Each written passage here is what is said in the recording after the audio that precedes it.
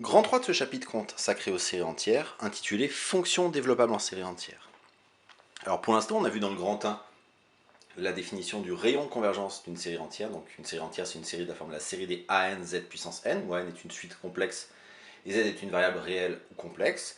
Dans le grand 2, on a vu ce qu'on pouvait dire de la régularité de la fonction qui à x donnait la somme de n égale 0 à l'infini des AN x puissance n sur l'intervalle ouvert de convergence. Et on a vu qu'on avait des résultats de dérivation, de primitivation terme à terme et de dérivabilité terme à terme.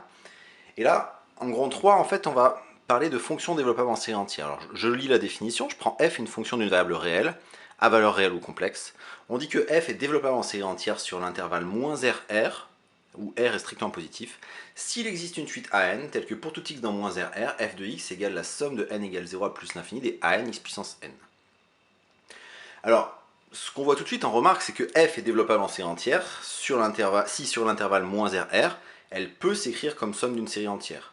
Donc évidemment, il y a un lien entre les fonctions développables en série entière d'une part, et les fonctions somme de série entière d'autre part, puisque on dit qu'une fonction est développable en série entière si et seulement si elle peut s'écrire comme une somme de série entière. Ce qui veut dire que tous les résultats des paragraphes précédents vont s'appliquer, mais en fait, il y a un changement de point de vue entre ce qu'on a fait au paragraphe grand 2 et ce qu'on fait maintenant. C'est-à-dire que au paragraphe grand 2, je me donnais la suite an, et je m'interrogeais sur la fonction qui à x donne la somme des an x puissance n.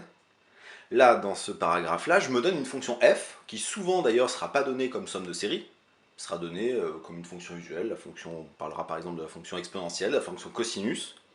Et la question c'est, peut-on réécrire cette fonction différemment en l'écrivant comme une somme de série entière?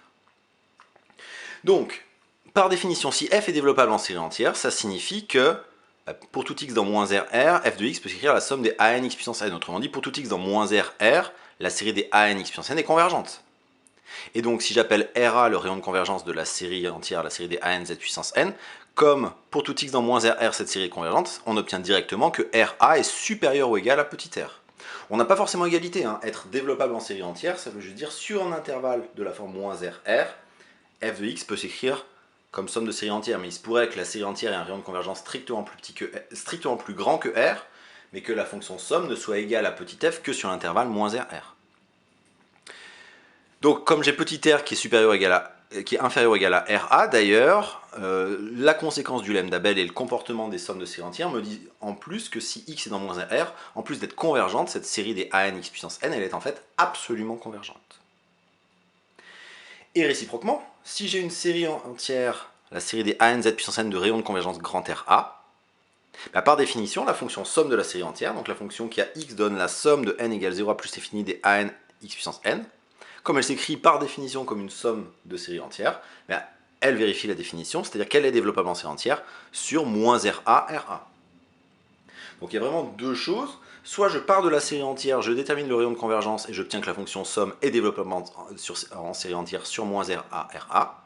Soit je pars d'une fonction qui n'est pas forcément somme de série, qui est une fonction usuelle, et auquel cas, cette fonction-là, j'espère trouver un intervalle ouvert -r petit r sur lequel f de x peut s'écrire comme somme d'une série entière. Et auquel cas, la série entière associée aura mécaniquement un rayon de convergence supérieur ou égal à ce fameux petit r que j'aurai là.